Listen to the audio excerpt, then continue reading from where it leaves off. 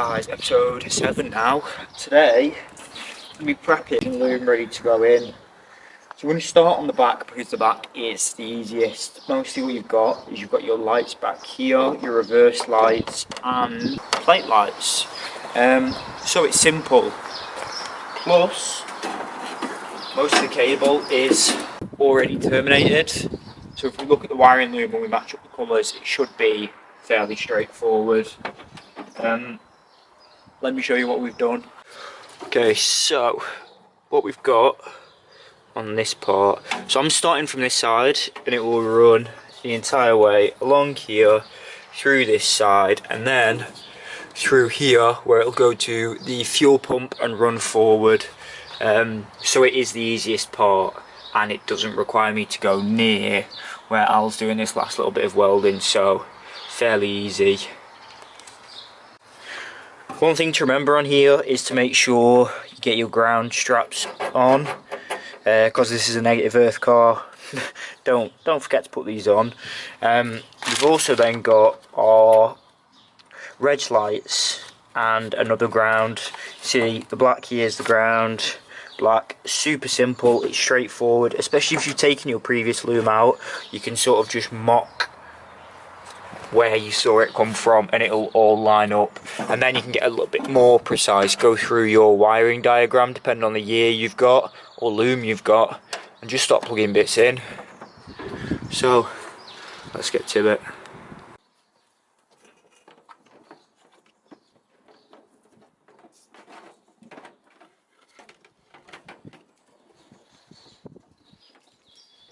This is what I'm assuming is the fuel pump.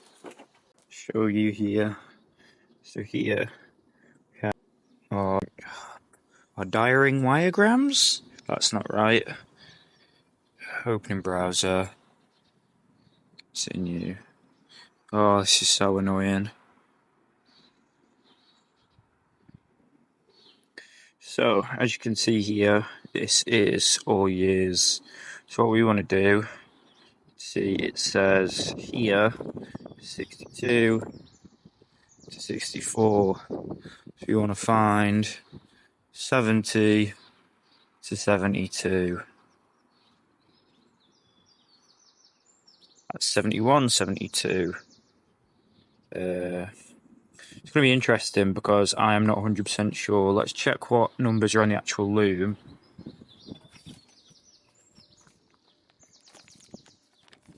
So this says BHH358. BHH358.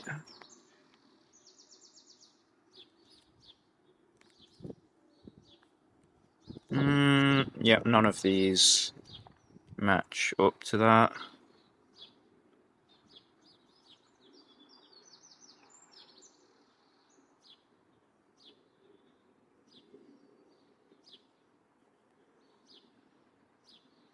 Alright, so what we're going to do, we're just going to go with the closest one we can find. I think we are late 72. So we should have, we're going to find the fuel pump. Fuel pump is fuel pump white and then a ground. So white and black is our fuel pump. Just need to feed that through there.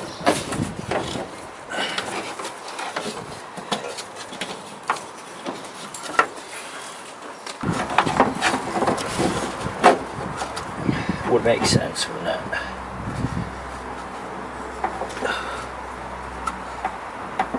Need to be careful not to break these. One at a time. Negative, positive, 3. Sweet. So that's that. And I can start feeding that up the front. So let me show you what I'm doing. So now we're here. This needs to feed under and then up towards the fuse box. So let's feed that through the rails.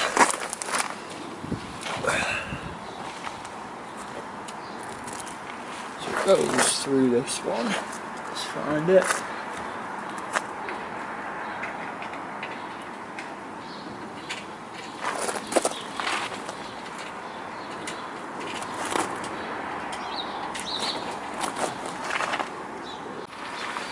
what I should do really is to put the grommets on this, but I don't have them yet. So we're going to just get it in place for now, and then we can feed it through at a later date.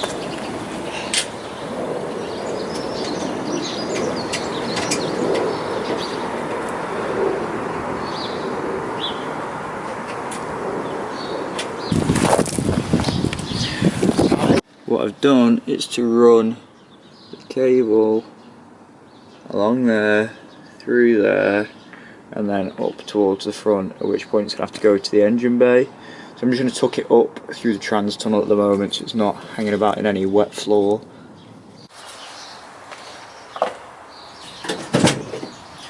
So temporarily I'm going to feed it, oh my ball, feed it through here if I can find it. It's all the way up there. Don't know if I can reach that through here, no I can't. But I'm going to feed it up through here just so it can sit, and then at that point we've got this loom, which is going to be the harder part, but it basically does everything behind the dash, and alternator and everything. So alternator, what else have you got? I like the fact that it's come with all new bullet connectors, because if you have anything with Lucas Electrics, you know for a fact that these things just disintegrate after about 6 months. So getting brand new ones, ideal. Even if you buy like remade ones, your wires just tend to be so grubby that they just fall apart. So I'm happy to have this, so make sure if you want to get one of these, you go to Run Bros, because it'll nice your life. Anyway, let's feed that through. Should now be reachable. Let's have a look. There we go. Let's feed this through here. Just temporarily keep it dry, keep it whatever. Now, the question is, do we start this one? Because what we need to do, we need to prep the engine bay, we need to clean the engine bay, we need to paint it. So let me show you what the engine bay looks like at the minute. So this is what the engine bay currently looks like. Patch panel here and a patch panel here that you won't be able to see, but we've still got, obviously from welding, all these nooks and crannies that are just a nightmare to get to and clean really, but we need to have this spotless if we want to be able to paint. Everyone knows the hardest part about painting is the prep work, so it's going to be a lot of prep in here. We also have a little patch that needs to go in here. And that's pretty much all the welding we're going to do for the engine bay. Obviously I showed you guys that the right side over here has a crack in it. I say a crack, it's a poor repair, someone's done a panel over a panel. Similar to this, it's a temporary repair until we buy new side, and then just weld them in. But it's just not feasible right now to do, so we'll do that down the line when we put the better engine in. So yeah.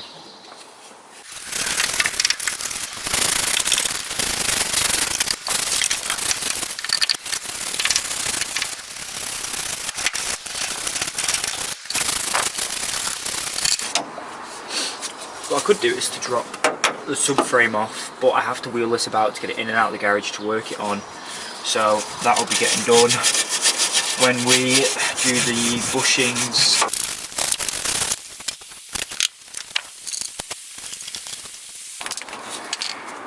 So this is what we're going to go over it with. I'm not sure yet whether we'll use this, which is the grey, or go for like a brown, which will give it a darker purple look, because what we've done is used lighter on the inside, and you can see it looks a little bit pink, so I think we need to go darker. Not that I'm that precious about it, but I mean it's super easy to do, so I may as well just make the effort and do it properly. It's probably a way more efficient way of doing this. I don't know what it is, so I've got no power here, so in an ideal world I'd have like a Hoover or something, but I need the generator to do it. It's a little bit early to run a generator in like a residential area. Okay, now let's have a look at the front loom, or main loom. So it's easier for me because, well, I only just took my other one out, but I personally think, without even looking at a wiring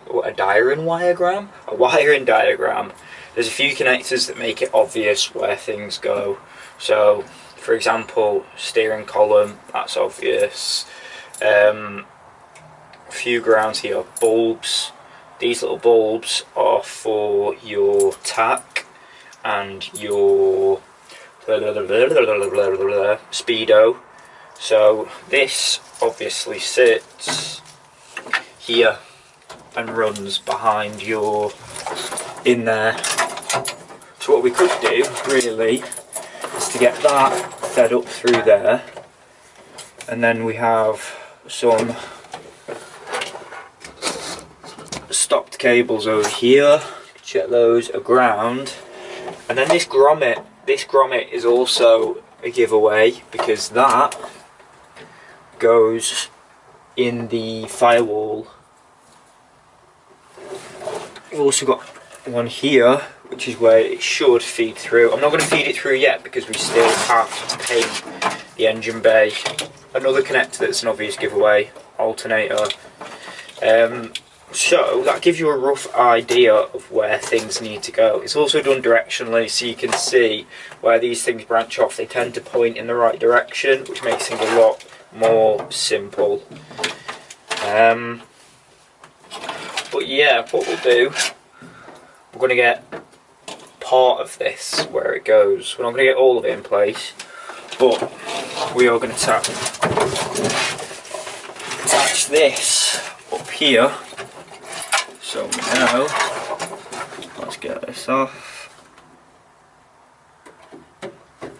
You can then have a look through. If you've done it recently, you'll probably know where most of your ground straps go, which makes it a little bit easier. If not, mark them before you take them out, always helps.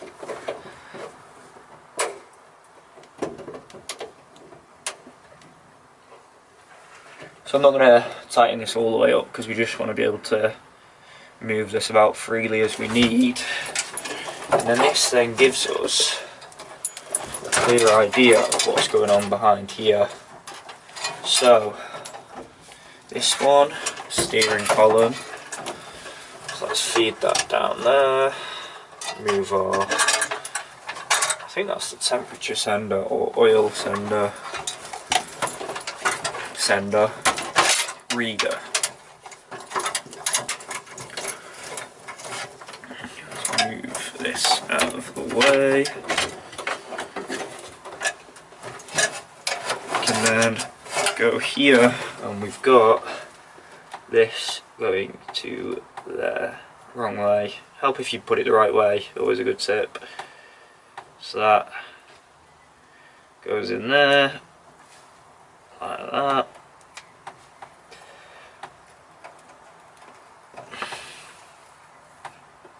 So I'm not going to push it on all the way just because we will probably have to move this around, but that's now like that.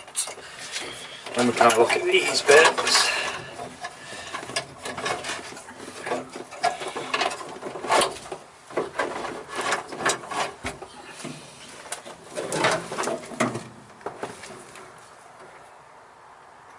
I'm also wondering what the best way to feed this through is, because obviously a lot of these have quite a few branches coming off them. It makes it a nightmare feeding it through all these small holes.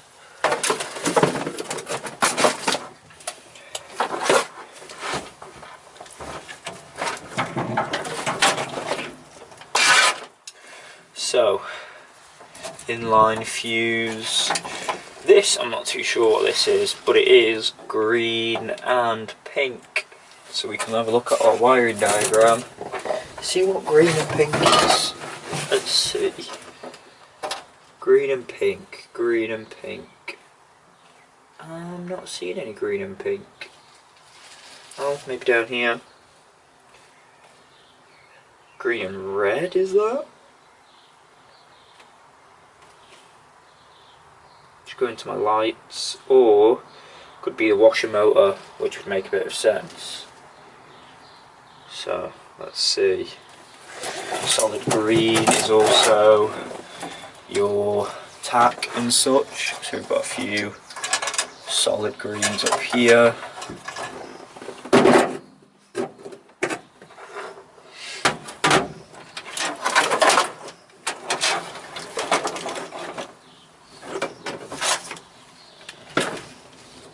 Okay, so I have pushed on with wiring a little bit, in the sense that I've got things sort of where I need them to be.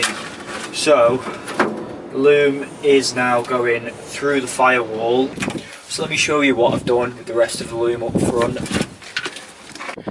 So the loom feeds through just up here, comes through the firewall to the engine bay, which is not very professionally painted at all.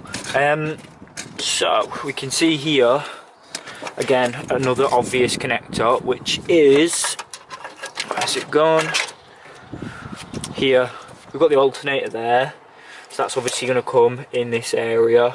We've then got these, which I believe go straight to the fuse box, and then a bit of investigative work, i.e. looking at the wiring loom. Purple and black go to the horns. There's two of these either side, so we know we can just get them in place, and then lights, dimmer and such are all on there, so they will get fed through this grommet right here. So I'm not going to be plugging in too much, I'm just going to get things in place so I sort of know where they are, and then things will be a whole lot easier. Got this will come along here, so that's going to go to the alternator. That will tuck up there like that, obviously a little bit tidier than it is. And then we should have a ground round here, this one, which will go one side of the spark maker opener, whatever he calls it. And yeah, it's as simple as that. So I'm going to crack on with organising stuff and figuring out where stuff goes. There's a few connectors which I'm like, I have no idea what they are. I think maybe that's an inline fuse, I don't know. Is it the other side of this? I don't think so. Maybe, possibly, yes, no. So I will have to get a little bit of help with that. So yeah, let's get on with it.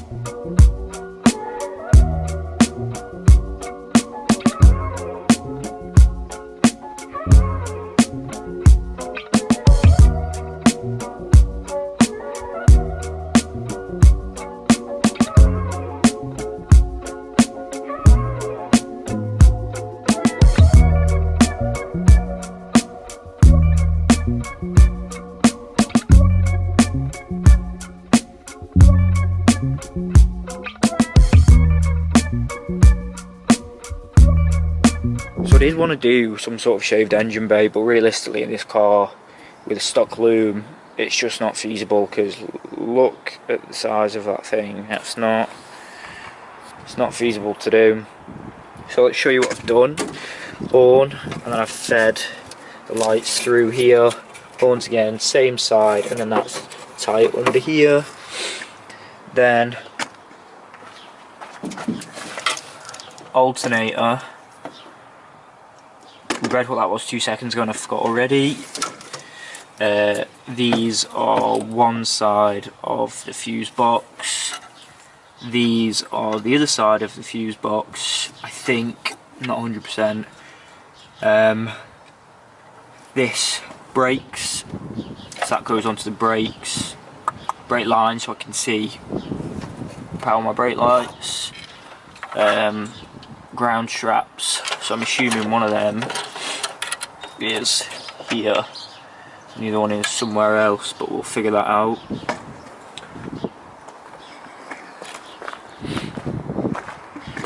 And then in here, back in here, we have a lot to do.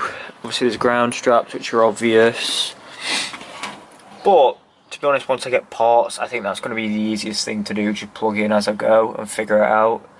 So yeah, maybe I should buy some parts.